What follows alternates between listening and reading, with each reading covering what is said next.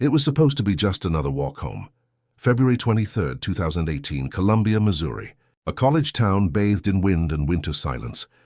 The streets were empty, except for the occasional flicker of headlights and the whine of a passing car. It was a cold night, just below freezing.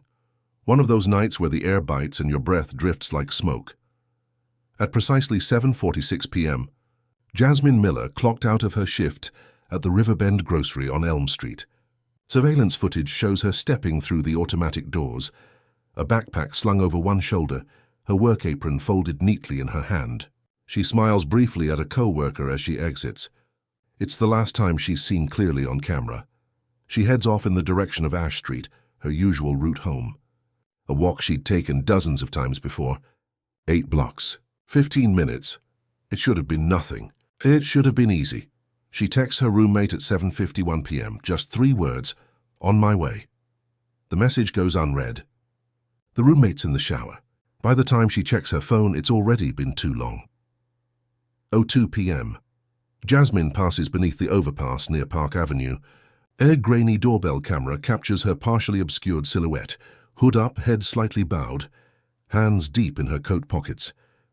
The wind catches her scarf and lifts it slightly behind her like a flag, but something in the footage stands out.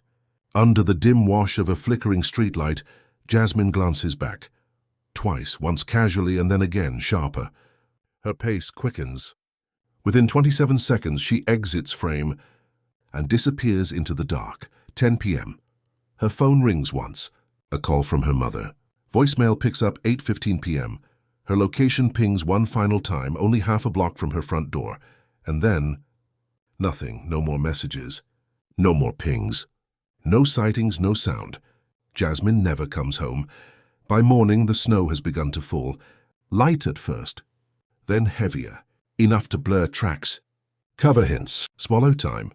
Her backpack is found just off a narrow path between 2 buildings, ash and maple, still zipped. Her keys are inside. Her phone dead.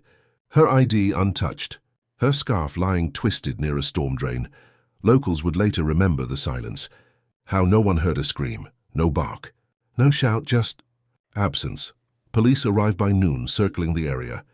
They find her footprints leading halfway down the alley, then veering sharply toward a fenced yard. And there, shockingly, they simply stop. No drag marks, no boot prints but her own, no tire tracks in the fresh snow, just a trail, ending mid-stride. The cold case would live on in Columbia mythology for years. A walk home on a quiet night turned into the town's most chilling mystery.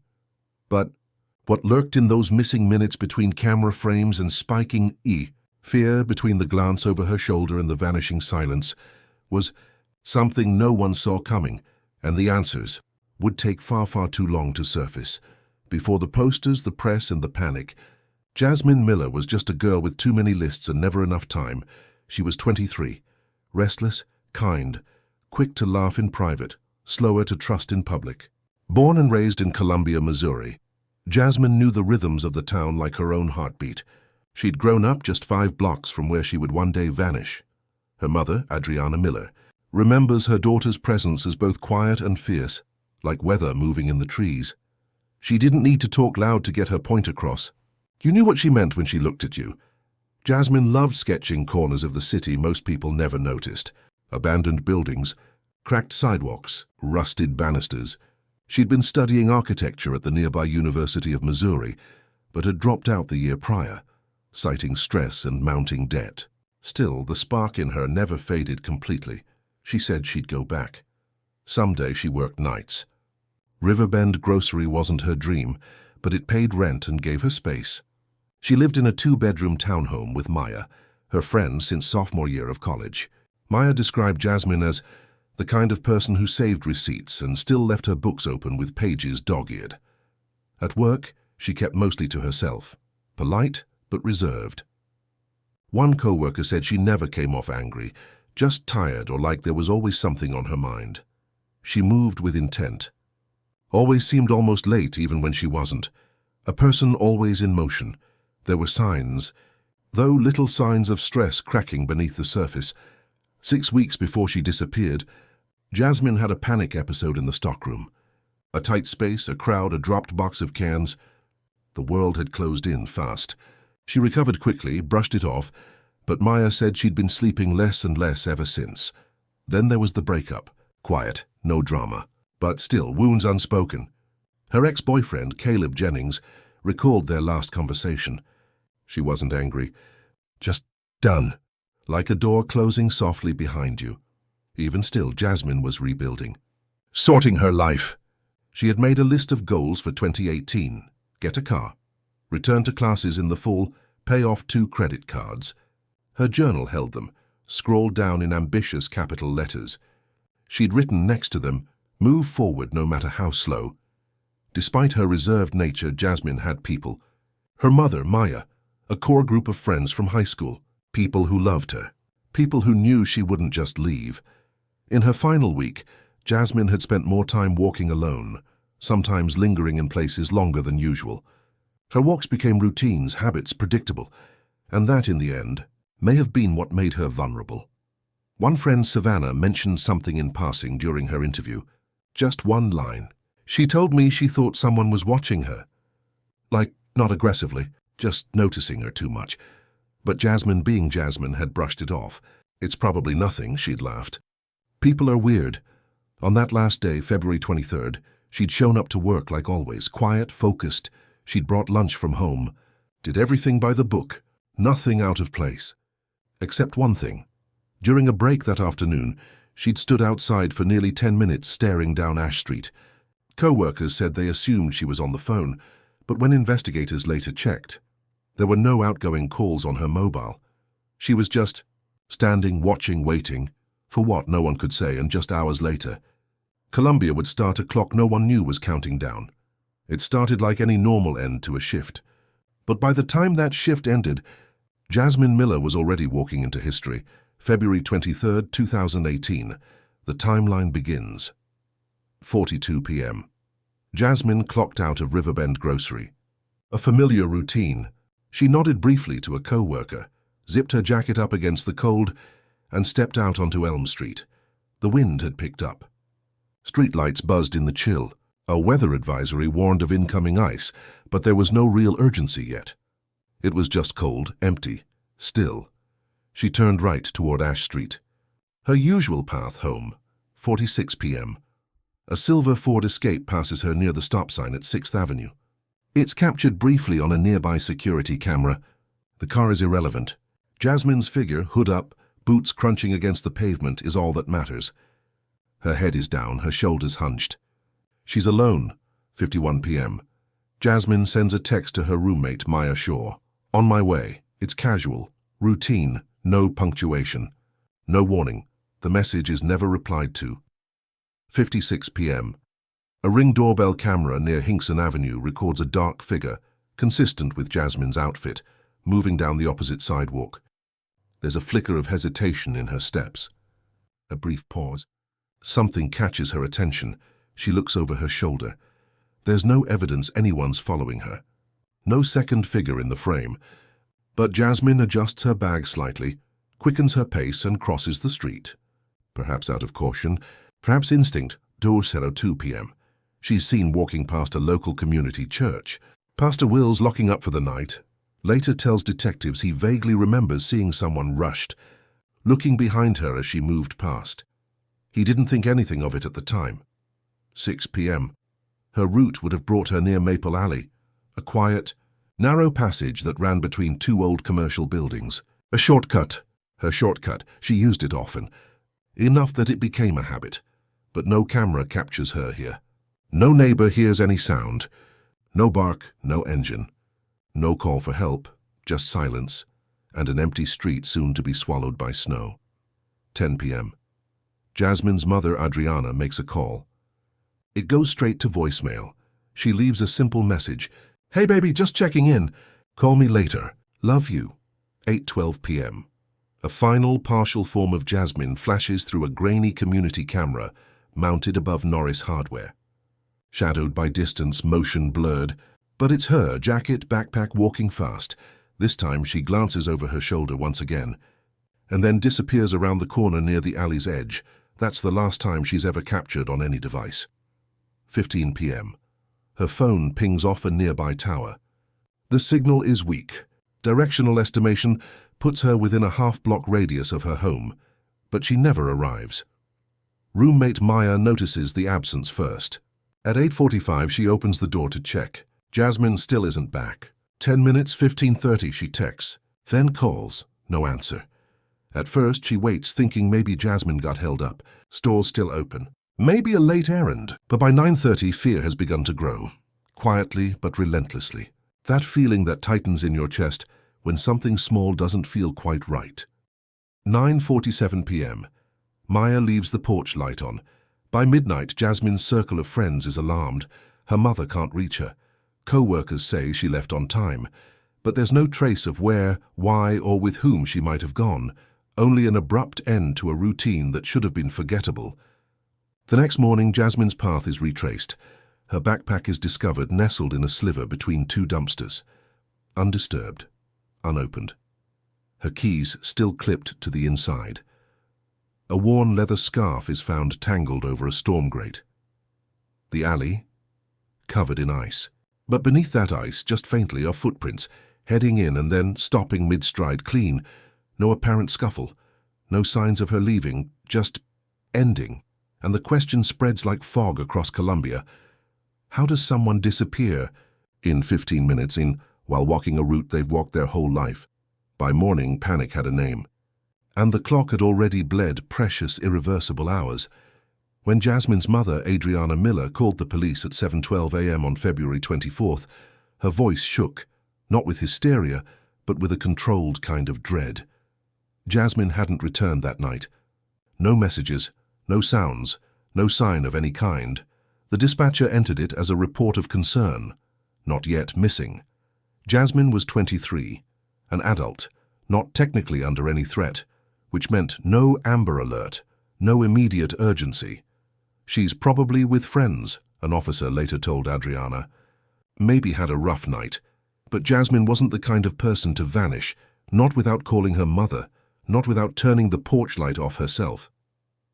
Despite Adriana's insistence, the police response was slow. A patrol car did a basic drive-by an hour later. No door-to-door canvassing, no detective call-out, not yet. Meanwhile, Jasmine's friends began their own frantic effort. By mid-morning, Maya had traced out Jasmine's usual route with sticky notes and an inked-out Google map. She walked it twice, calling Jasmine's name down every alley. Cars passed, staring. No one stopped to help. Vowed 3 a.m. Maya discovers Jasmine's backpack, zipped and resting upright, wedged between two metal dumpsters behind the hardware store. It looked placed there, not thrown. The weather had turned colder, stiffening the outer fabric. Her keys, a chapstick and a half-used pack of gum were still inside. That single discovery finally shifted things. Police were notified again. A formal search was launched just before noon, over 14 hours since Jasmine had last been heard from. But by then, new snow had fallen, covering tracks, softening prints, erasing the geography of the night. What had been clear paths were now mush and ice. Soon, even Maya couldn't retrace exactly where she'd walked just hours earlier. Gap 57 Parmasti. Emma's Columbia PD officially declared Jasmine a missing person. Flyers were printed. Case number 2018-22871 was logged, but the investigation was already compromised. One officer, responding to a local tip, walked through the alley hours before the footprint area was closed off. No photographs had been taken yet. Whatever impressions existed, ruined. The alley would later be forensically processed, but too late. The snow had already melted. Only icy runoff remained. Canvassing the neighborhood, officers spoke with a few shop owners. A janitor at Norris Hardware remembered seeing someone tall in a hood loitering by the side door earlier that night. He assumed it was a college kid hurrying somewhere. He wasn't questioned further. 2 different reports from nearby residents described shouting between a man and a woman across the street around 8 p.m. No audio was captured, no body cam. Both tips were marked non-specific, logged, and left unchased. Back at the grocery store, Jasmine's manager came forward with a detail few knew. Jasmine had argued with someone in the parking lot about a week prior. The security footage was sketchy, corrupted in parts due to a power interruption, but what was visible showed Jasmine facing an older man, slightly stout, light cap, hands raised, not aggressively, but persistent. He steps toward her. She backs away. In the chaos of the early investigation, no still frame was printed. No composite was made. By 6:00 p.m. that day, a command post was set up. Volunteers emerged. Locals began combing the area near Hinkson Creek. Flashlights skimmed across frost-covered brush. But the critical evidence, if it had ever been there, was already gone. The town was beginning to stir with unease, but in the eyes of law enforcement, Jasmine was still just missing under unclear circumstances. The hours that had mattered most had been wasted. And what no one knew yet, what they couldn't, the cold wouldn't just rob them of prints or sense, it would rob them of clarity. For years. It started with concern. But concern became rumor. And rumor quickly spiraled into fear. By the end of February 2018, Jasmine Miller's disappearance was no longer just a tragic event. It was something else now. A rupture. A break in the illusion of safety that Columbia had always wrapped around itself like a winter coat. The flyers went up fast, posted in coffee shops, gas station windows, and draped over bulletin boards on campus. Her smile, small, tight-lipped, slightly hesitant, became a symbol. Missing, it read, in thick red block letters. Next to it, her height, her last outfit, a number to call. But soon, there were more conversations happening in back rooms and Facebook groups than at police briefings. "This isn't the first girl to disappear," someone typed into a private neighborhood thread. 2 years back, another college student went missing for a whole weekend. That case got buried too. A user with the name R. Ash Streetwatcher commented simply, "She knew something. Watch the details." Another whispered, "There's been someone stalking women in the Riverbend parking lot after dark. Nobody says it, but it's true." Suddenly, Jasmine's disappearance wasn't isolated. It was connected, at least in the minds of the community. Whether truth or shadowed paranoia didn't matter. The fear felt real, and in fear's vacuum, chaos grows. On March 2nd, exactly a week after Jasmine vanished, more than 70 people gathered on the front lawn of the Columbia Police Department. They lit candles, held signs. Some asked for answers, others demanded justice. At the edge of the crowd, a woman handed out leaflets titled, "Silenced Voices of Mid-Mo." "This isn't just about her," one student said on camera. "It's about all the women who've gone missing or been hurt around here, and no one listens until it's too late." The police hesitated to comment. They maintained Jasmine's case was under active ongoing investigation, but journalists were already noting that little, if any, new information had emerged. Columbia was small enough that everyone knew someone who knew someone. That size became a cage. Her ex-boyfriend Caleb suddenly found himself the target of online scrutiny. Someone claimed he had a temper, that he'd once followed Jasmine from the store during their breakup. The gossip was baseless, but in the absence of answers, speculation filled the cracks. Jasmine's mother, Adriana, began to avoid grocery stores altogether. She dreaded seeing people whisper behind carts. "They looked at me like I should be screaming," she said, "like maybe I wasn't sad enough." One woman on Facebook wrote that Jasmine had been seen getting into a dark SUV days before her disappearance. No timestamp, no name given. That thread was shared over 4,000 times.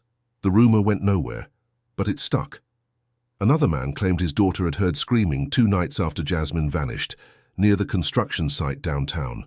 When police followed up, they discovered the site had been unstaffed and empty for the past week.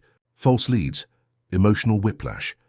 Each whisper layered upon the next until facts and narrative blurred, and underneath it all was the deeply uncomfortable truth. Jasmine came from a working-class background. She lived quietly, didn't go to frat parties, didn't have political connections, didn't have the kind of profile that stayed in the headlines long. Her mother believed it cost her crucial attention. "Some girls don't get media storms," Adriana said bluntly. "Some girls just fade out." Off the record, even some in law enforcement admitted their hands were tied. Thin staffing, no viable suspects, No fresh surveillance. But in the court of public opinion, the silence looked like complicity. The community didn't know where to place its rage, so it broke itself in half. Some called Jasmine reckless for walking alone that night. Others warned, if someone like Jasmine could vanish from a familiar place on a familiar street, then none of us were ever really safe at all. And while the city argued with itself, the one person who could lay the truth bare was still missing. Some cases go cold because there's nowhere left to look. Others go cold because no one's left looking.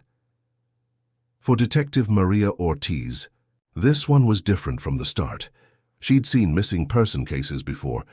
She'd worked crimes of despair, of violence, of proximity gone wrong. But Jasmine Miller's file hit differently. It wasn't just what had happened, but how deeply little had happened since. Ortiz was assigned to the case 6 days after Jasmine disappeared. By then, most of the evidence was already compromised. Most leads followed only as far as protocol allowed. Still, Ortiz dove in head first. She started by building the wall, not metaphorically, but literally. In a narrow corner office at Columbia PD's 3rd floor, she converted an entire wall into a forensic timeline.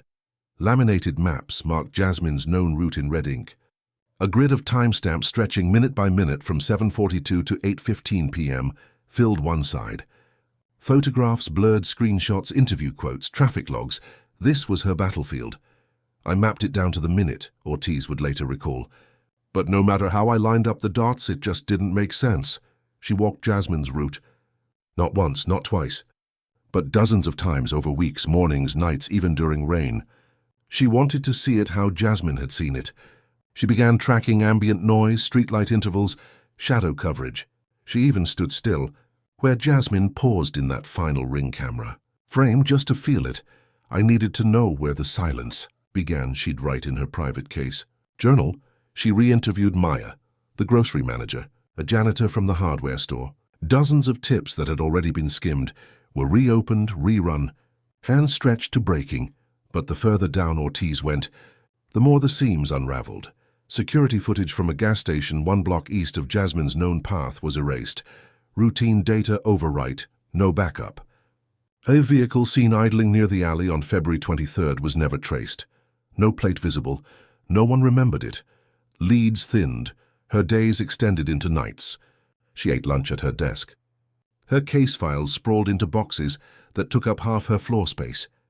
A co-worker once joked, her office looked like a serial killer's attic. Ortiz didn't laugh. She stopped taking other case assignments. Refused to rotate off the cold case. She became protective, territorial. A quiet war waged in the place where Jasmine's name was still written in red ink on the deployment board.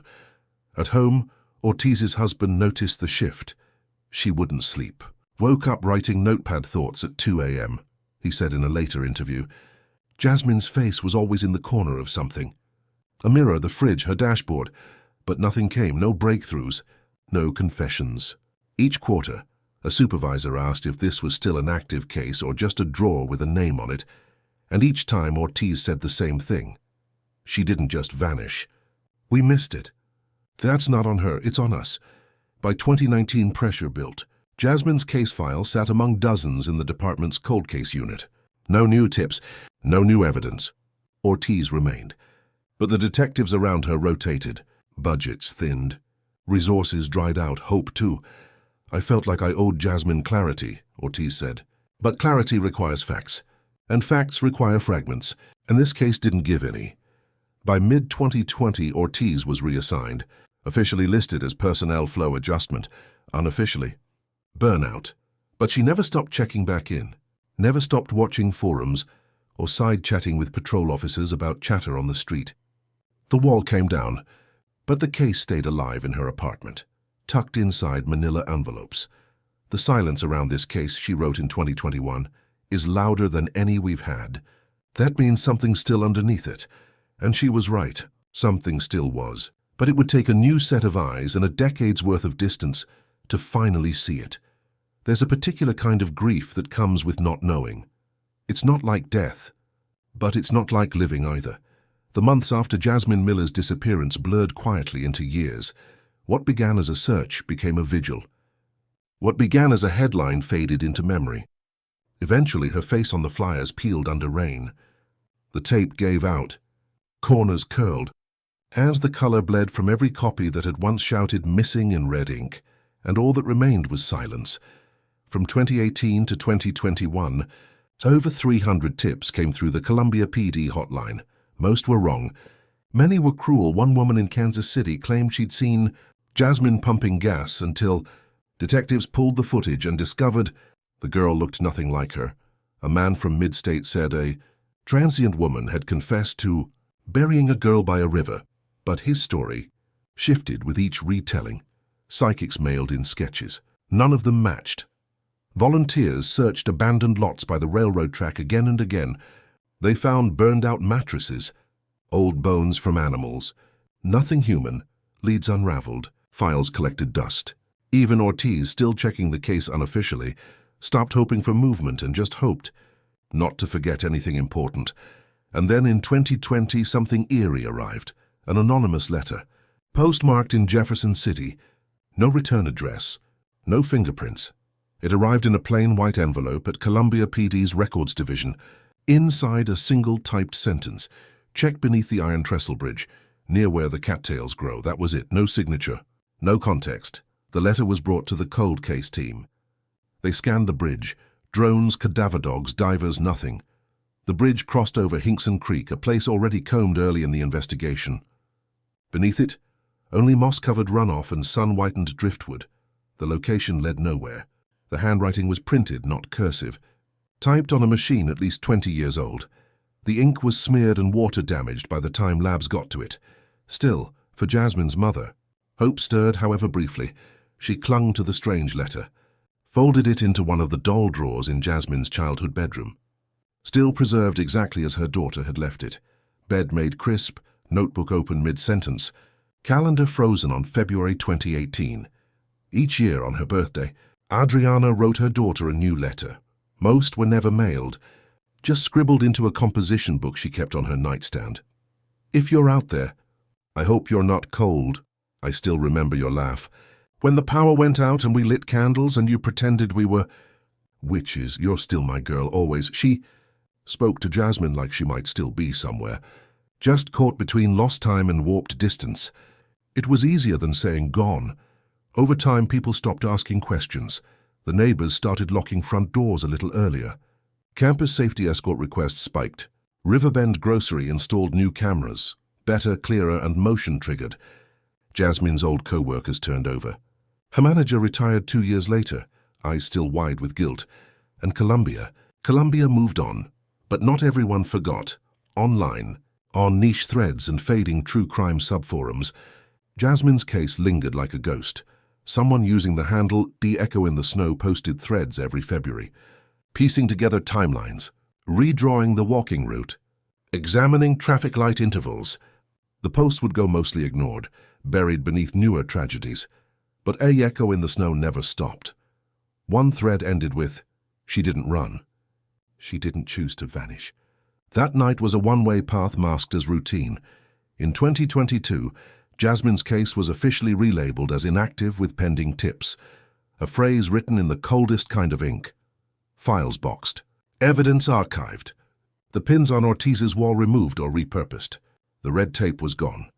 It was as if by official record Jasmine had almost never existed, almost but deep in the unresolved dark, waiting just beneath someone's oversight. The evidence hadn't gone anywhere. It was still there, still holding its breath. All it needed was the right eyes. Cold cases don't solve themselves, but sometimes the world changes just enough to bring the cold back into the light. In the spring of 2023, just over 5 years since Jasmine Miller vanished, her file was pulled from the shelf. Not by a detective chasing glory, not by some roadside tip or sudden confession, but by a soft-spoken man in a gray blazer with an eye for overlooked patterns. His name, Detective Kyle Ransom. He'd transferred to the Missouri State Cold Case Task Force after nearly a decade working cybercrime.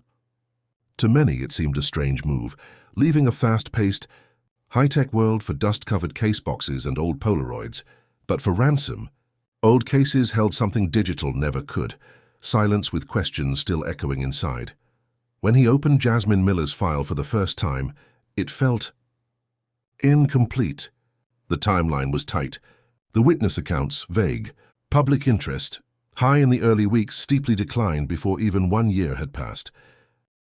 But what caught his attention was a single evidence: catalogue slip attached to a broken keychain, bagged, logged, remarked, found in alley adjacent to Maple, but never tested for DNA, not once.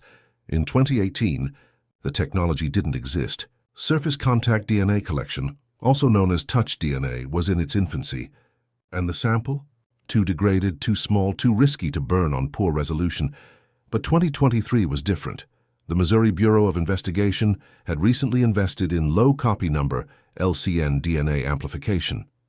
It allowed solid profiles to be developed from just a few epithelial cells, skin cells from touch alone. Ransom submitted the sample. He also requested geofencing warrants for the time-stamped window between 7:45 and 8:20 p.m. Data collection technique cross-referencing. Mobile devices within a specific physical radius.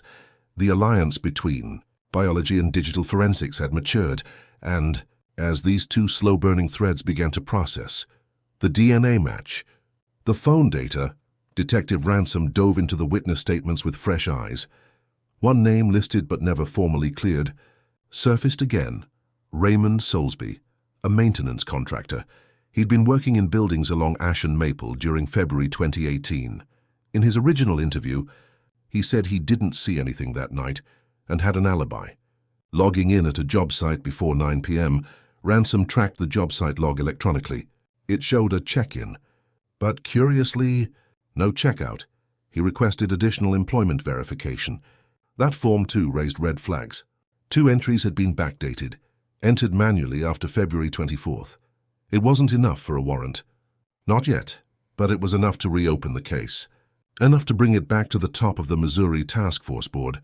Then in late June, the DNA results came back. A partial match. Strong enough to flag someone in the national database.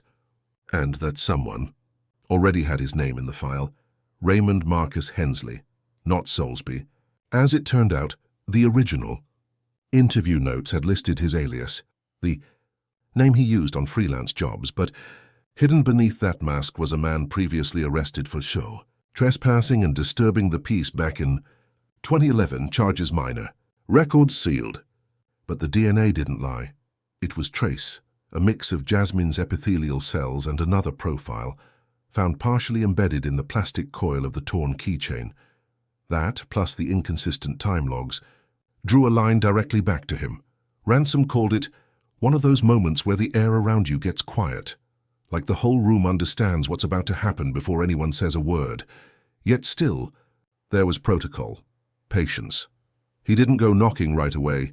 He dug deeper first into Hensley's property records, his known associates, his digital footprint. Years old, mostly dormant, but one detail flicked on like a flare.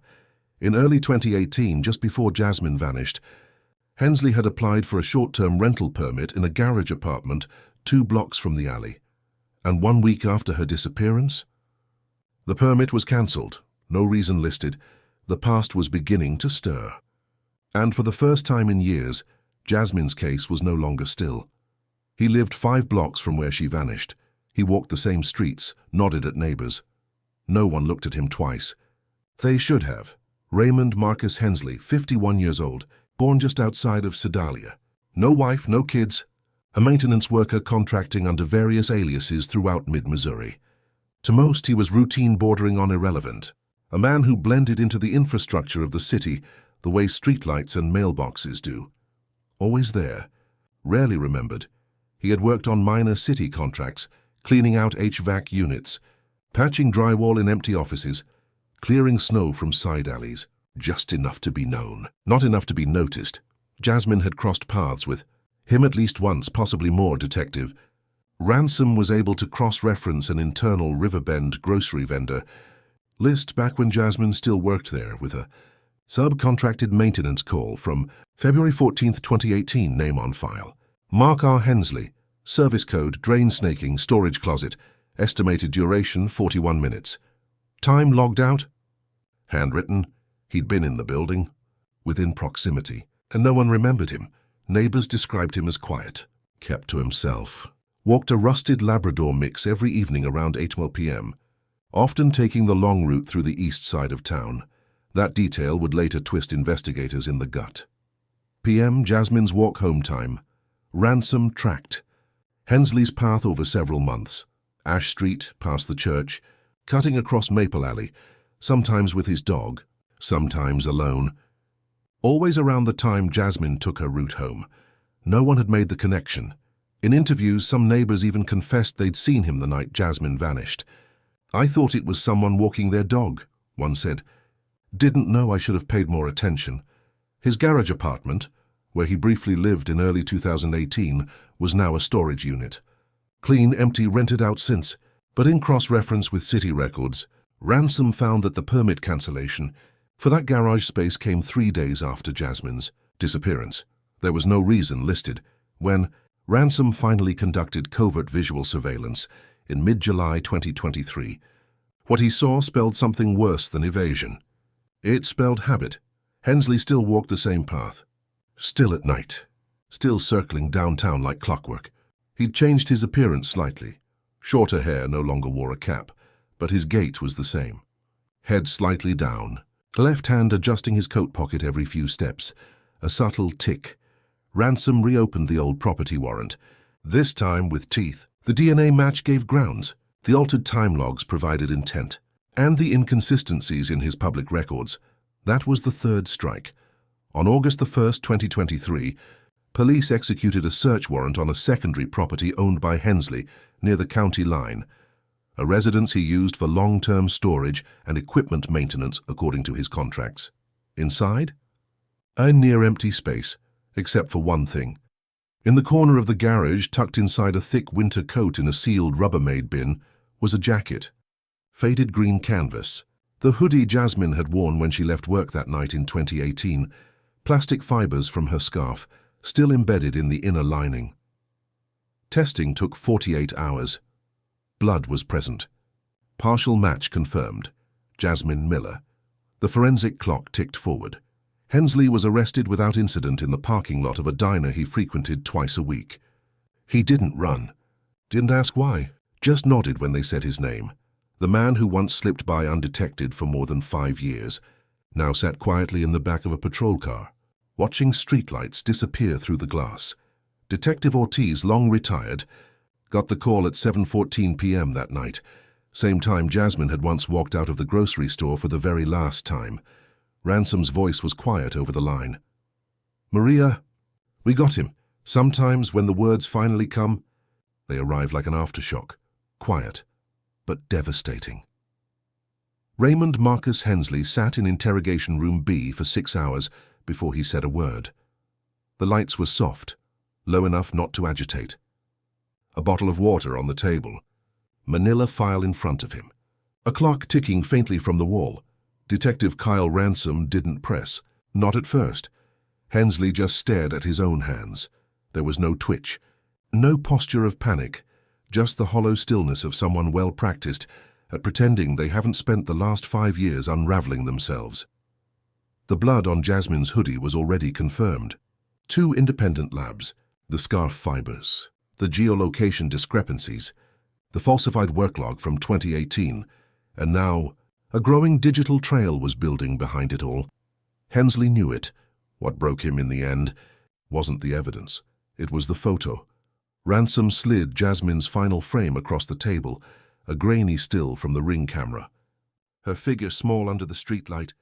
The moment just before she turns the corner into the alley. "She's looking behind her," Ransom said. "At you, isn't she?" Hensley blinked, then nodded. What came next wasn't screamed. It wasn't theatrical or cinematic. It was mechanical, almost lacking emotion, as though he were reading a set of instructions written long ago. "I didn't mean it," he said. He told them that he'd recognized Jasmine from the store, that he'd seen her walking home 2 or 3 times and grew curious. He described it like someone monitoring wildlife. Most people walk different when they think no one's watching. He noticed she used the same route, that she didn't walk with headphones in, that she looked over her shoulder but never changed her path. He followed her more than once. On February 23rd, he waited at the edge of Maple Alley, He claimed it wasn't planned, that he just happened to be out, though his phone data would later prove otherwise. He intercepted her near the cut-through behind Norris Hardware. She looked scared, he admitted. She tried to walk past quick. He stepped in front of her. Asked why she'd been cold to him the week before at the store. She didn't answer. She stepped back. He said she threatened to call the police. She reached into her bag. Said she was going to call, he said. And I just got scared. There was no sign she ever reached her phone. He grabbed her arm. She struggled. He pushed. She hit the wall. A blow to the temple, against a steel pipe jutting from a retaining wall. She collapsed instantly. She didn't scream. According to Hensley, she never made a sound. He panicked. Dragged her into a recess beneath an old ventilation rig, below street level, unseen from the alley. I thought, maybe if no one missed her for a day or two, she'd stay forgotten. He returned hours later. Then again the next night. He never moved her body far, just concealed her, inside a flood drain system behind an abandoned printing warehouse near Eastland Street. The entrance was disguised behind years of overgrowth, metal refuse and graffitied fencing, a crawl space, hidden in plain sight, August 6, 2023, 5 years, 5 months, and 13 days later, investigators recovered Jasmine Miller's remains. She had been there the entire time, wrapped in her hoodie. Her backpack used as a pillow beneath her head. Her scarf balled up to keep her arms still. He had staged it gently, as if that would somehow lessen what he'd done. At 3:15 a.m., after finishing his written confession, Hensley placed his pen down and said nothing else. He showed no tears, no relief, only stillness. The silence he left behind in that room would linger for days. But outside, the first crack of dawn was beginning to settle over Columbia. Some trials reveal facts, others reveal fractures. Raymond Marcus. Hensley stood trial for the murder of Jasmine Miller in May of 2024. Nearly 6 years after that cold, vanishing night. The courtroom was packed. Locals who hadn't spoken Jasmine's name in years now lined up in the early morning hours just to sit with it again. The city had waited, not for closure but confrontation. There were faces from the grocery store, from the alley, from the task force, each of them carrying fragments of the story, each of them about to hear it reshaped in the space where truth had no more reason to hide. Hensley pled not guilty, not to deny what happened, his confession was airtight, but to delay sentencing. His attorneys would argue for second-degree manslaughter, claiming anxiety, impulse, disassociation, but jurors didn't buy it, not for a second. The prosecution painted the picture with clinical precision.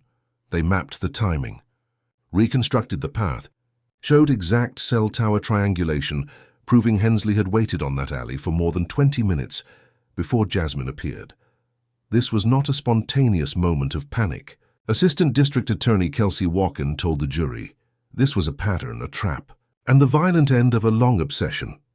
Forensic specialists confirmed injuries consistent with blunt force trauma to Jasmine's skull. There were also ligature marks that suggested restraint, though slight. Enough to show post-mortem staging had taken place. It wasn't clean. It wasn't merciful. It never was. When Jasmine's mother took the stand, the weight in the room shifted. Adriana Miller stood only 5'2". But when she walked to the front and looked into the eyes of the man who had erased her daughter, the room froze. She didn't cry. She spoke the words everyone else had tried to avoid. "You left her under the dirt while we prayed she'd come home," she said, voice thick but steady. "Every night I set the porch light. Every night I begged the wind to bring me back her voice." She turned to the jury. He thought she'd be forgotten. She never was. Not even for a second. Silence. Witnesses wept. Even the court clerk, used to murder trials and measured tragedy, bowed his head. Hensley sat motionless throughout. No attempts to defend. No visible guilt. Just an absence that felt colder than denial itself. On the 7th day of the trial, after 3.5 hours of deliberation, the jury returned its verdict. Guilty of first-degree murder, sentenced to life without the possibility of parole. Outside, local news captured the moment the verdict was read. There were no cheers, no celebration, just the sound of one woman exhaling, deep and sharp, as if releasing 6 years of air held in her lungs. That woman was Maya Shaw. She had saved the flyer from the first week. She whispered Jasmine's name as she left the courthouse. One reporter later summed it up best. Columbia didn't rejoice. It didn't collapse. It just stood still. Because justice is not a celebration. It's a reckoning.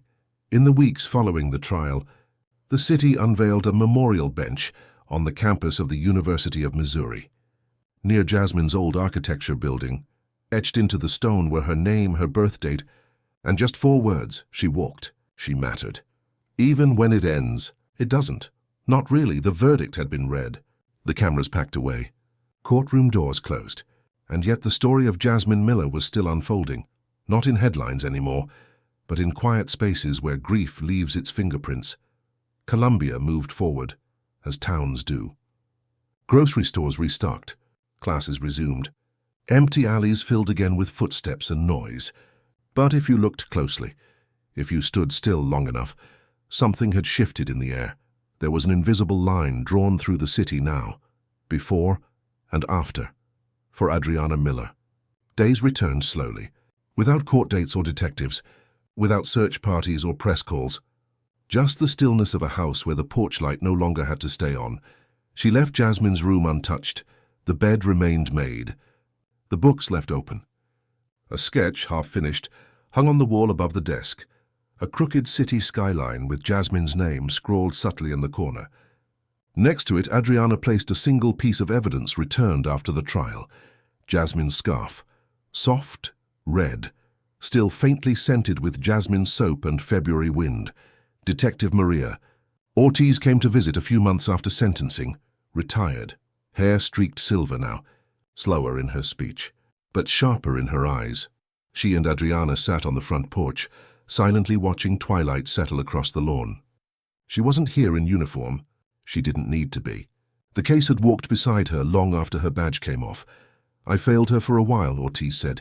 You helped bring her home, Adriana replied. Neither was entirely wrong. Neither entirely right. Weeks after the trial, Ortiz published a blog post, her last footsteps, detailing her silent, years-long battle to keep the case alive in memory, even when it was dying on paper. She ended the post with a line that would resonate deeply with those who followed Jasmine's story. Sometimes, justice feels like a scream in the dark. You hear it, but it doesn't always bring peace. In the aftermath, Columbia founded the Jasmine Watch, a grassroots program aimed at resourcing missing persons cases in Missouri. Built entirely from volunteer effort, it focused on cold cases, walk-home safety escorts, and media outreach for missing women, whose stories often lost oxygen far too soon. A campus mural now stands near Hinkson Creek, bold purples and blues. Jasmine's eyes look forward, steady, painted from an early sketchbook self-portrait. At the bottom, a single phrase echoes like prophecy. She took the same path home every night. Until the night she didn't. Local police quietly reopened files on 2 other women reported missing between 2014 and 2017. Both were cold cases long buried under bureaucracy. Both had roots similar to Jasmine's. Whether or not Hensley was connected has never been said outright. But the questions have returned, and so has the scrutiny, but this time, no one's looking away. Even now, years later, you can stand at the mouth of Maple Alley and see the exact curve of streetlight where Jasmine last glanced over her shoulder. The snow long melted. The footprints gone. But something still breathes there, not fear memory. Because when someone goes missing, we don't just lose them. We lose the version of ourselves that believed the world couldn't take them. We lose safety. We lose time. We lose the illusion that stories like Jasmine's only happen to someone else. But if we're lucky, we find something too, resolve, justice, and echoes. That never stopped speaking. Jasmine Miller disappeared in 15 minutes. But her voice, her story, will outlive every second of her silence.